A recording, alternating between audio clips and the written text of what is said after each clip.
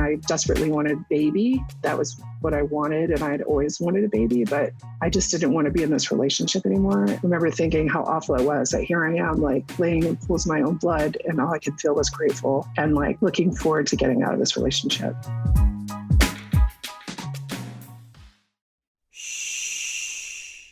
Welcome to the Secret Life Podcast.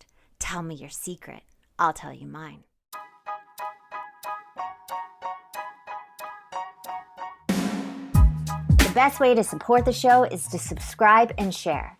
If you haven't left a review or ratings on iTunes, please do. It helps more people find our show.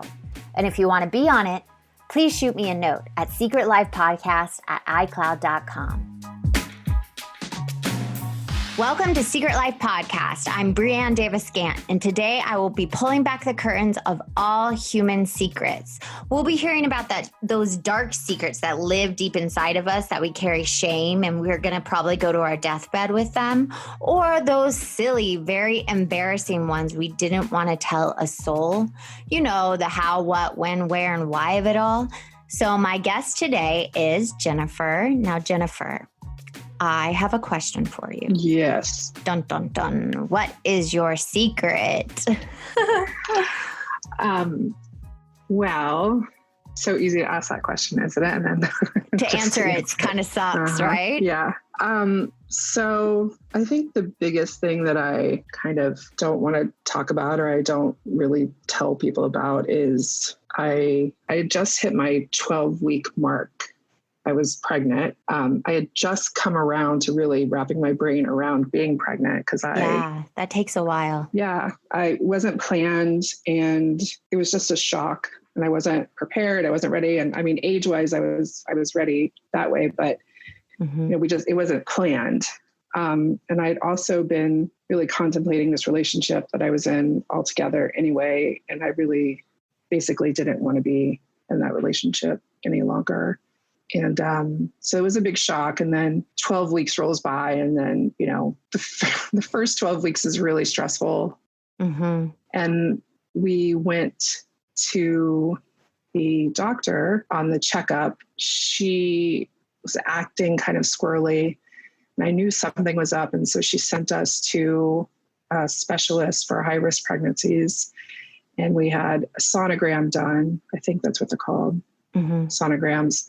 And you could see that I was miscarrying. It was very evident on the video. And we were both upset. I was upset. He was upset. But it was actually so close to Christmas that we couldn't get into what is now, I didn't know at the time what it was called, but it's called a DNC. And it's basically, you have a procedure done if you're miscarrying, and they, remove it for your safety. Yeah. Yeah. But I couldn't get that done because no physicians were in to do that.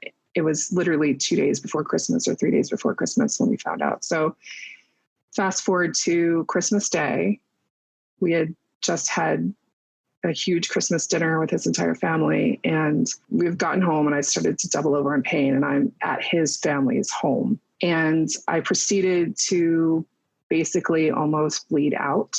I was rushed to the emergency room, lying in, an extraordinary amount of blood. They had to give me Dilaudid for the pain, but had to keep me alive because the Dilaudid, when you're losing that much blood, I almost died, is what I'm saying. Right. In the short term. And I was literally laying in, just copious amounts of blood. It was just laying all around me. It was pools and pools of blood. I finally completely miscarried. And several hours later, after having been in the hospital, I was released, and, I was cleaned up and I was released to go. But I remember, this is the biggest secret part of it. I remember when it was happening, and the second time they had given me Dilaudid, that I was grateful for having miscarried. Oh. That's the part that I feel ashamed about. Not because I think the body's natural thing, the doctor explained it. It's kind of like when you get a cut, and the cut, the body heals itself. So apparently there was something wrong on the cell level that the body just healed itself. And that's why you miscarried. I wasn't embarrassed about miscarrying. I just felt ashamed that here I am having miscarried, and all I felt was a sense of relief. Right. And I desperately wanted a baby. That was what I wanted. And I had always wanted a baby, but I just didn't want to be in this relationship anymore. I remember thinking how awful it was that here I am, like laying in pools of my own blood, and all I could feel was grateful and like looking forward to getting out of this relationship. It was not my finest moment and not something I'm proud of. I'm, again, nothing to do with the miscarriage itself. I mean, that is God's way and that's God's will and that's out of my control. But the feeling of relief that I felt, here I am almost about to die, and I felt somewhat relieved. Wow, that's such a powerful thing to share, because already you're going through such a vulnerable position, losing a baby. I've also had a miscarriage and know tons of women that have, and it is such a lonely place, even if you have a partner you love with you, but to be in that place with a partner you don't want to be with, I can imagine all the emotions and complexity of your thoughts. No, I felt like he, could be very sometimes verbally abusive, and I didn't want to have a life where I'm trying to protect this kid from that, and also myself. Is that a secret also? Have you ever told anyone that? I mean, I don't think I think it was pretty obvious. So it's not like something I was hiding, but it just was not it wasn't a relationship I thought that was healthy. In the end, it wasn't. And so I felt like I knew I wanted out. And so I felt like if a baby really does bind you to somebody for your entire lifetime. I mean, it's just, here I am laying literally in pools of my own blood, and I'm feeling relieved. It's insanity. It's really not, though, because having a baby is so hard. So to be in a situation where you're not happy and you're getting verbally abused, that is just not a great place to raise a child. So I actually commend you, because I'm sure many listeners out there have had the same thoughts and feelings and wouldn't say them out loud because we carry this internal shame.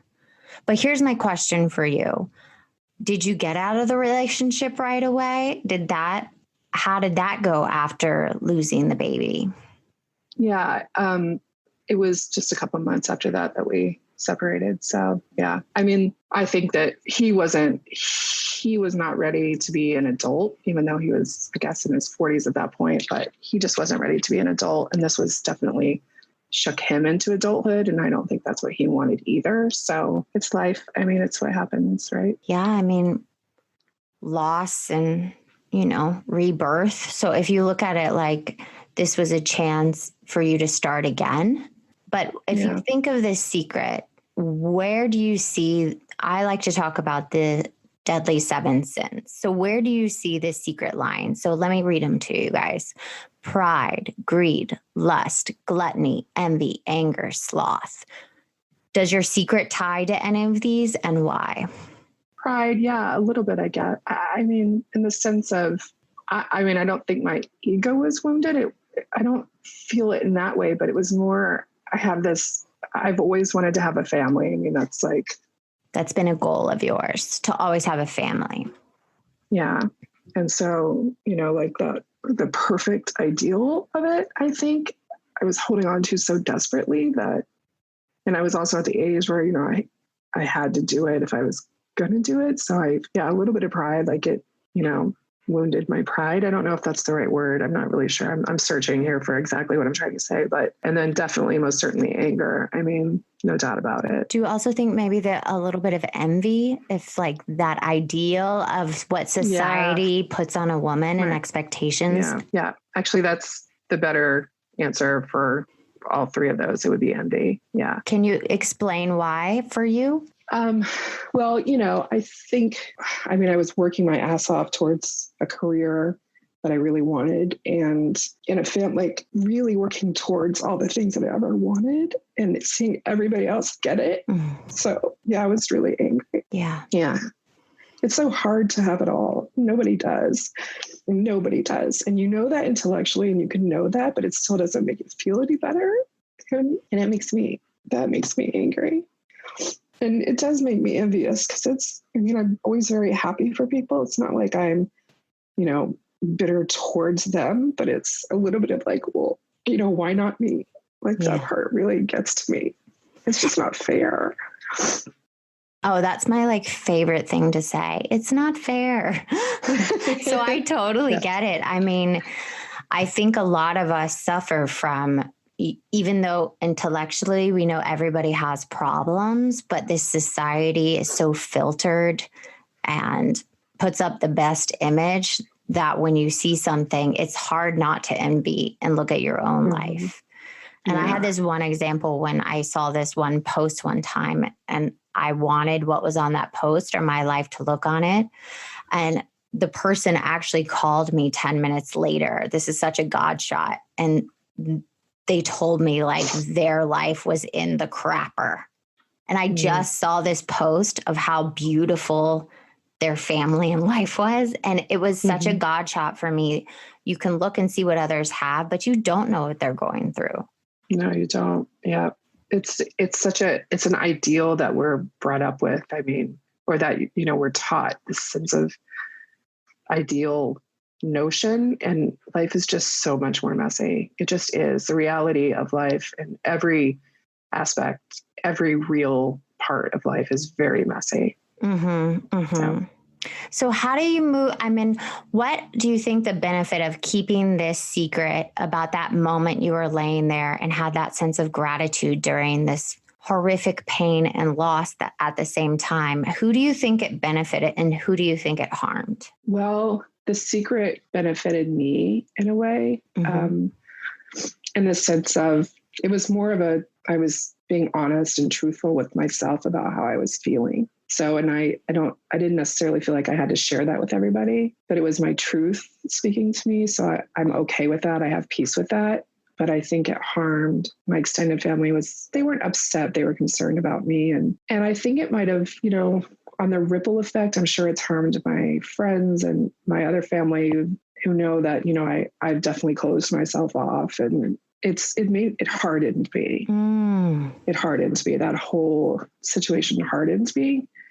I mean, there's only so much, like, I think each life has a threshold of pain and suffering and things that they can handle and withstand or are willing to handle. And then they make decisions that are based in the pursuit of what they're able to handle. And so I've definitely done that because I'm human and that's what humans do. But I think it's hurt other friends. I know it's harmed other relationships I've had because I just won't let somebody in. So, I mean, I've always been a little closed off. That's just part of who I am as a person, but it just reinforced that side of me. It reinforced that part of me that is not willing to let life in because I felt effed over. Right. So, yeah. So almost right now, do you feel, because I'm about to, ask you, how do you move forward? But do you feel like a part of you is not living life to the fullest because of this trauma and this bad relationship? Oh, yeah.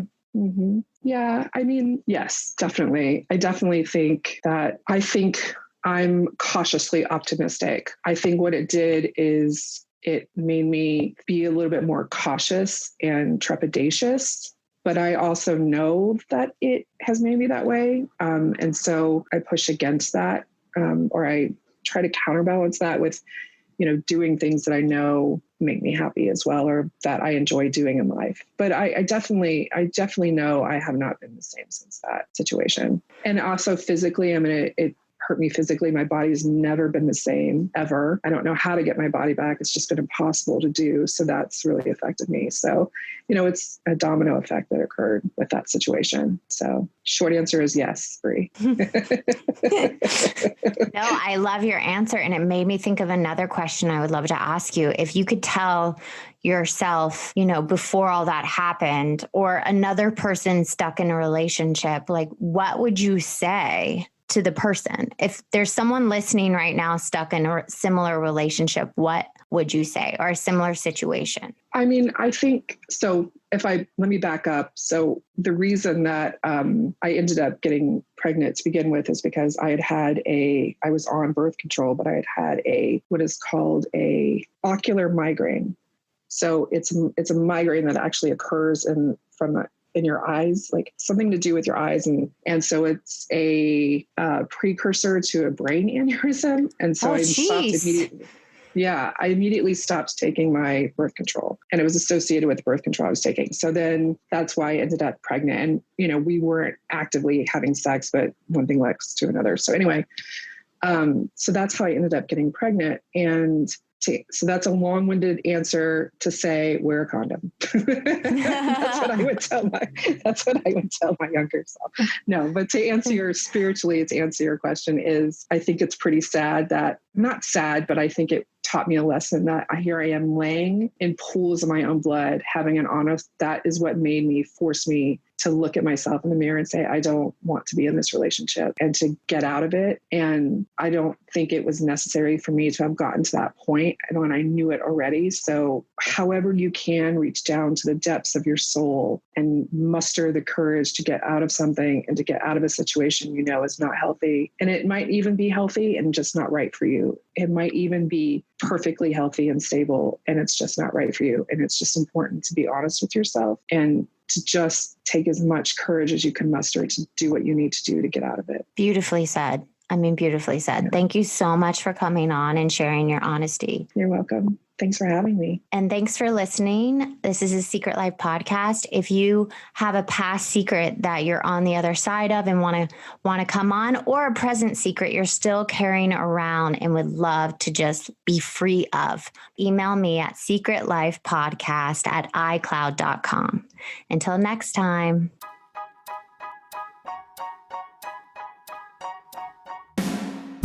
Thank you again for listening to Secret Life Podcast. Please subscribe, share, send me a note, and you can always support the show with a donation on our site, secretlifepodcast.com. Until next time, bye.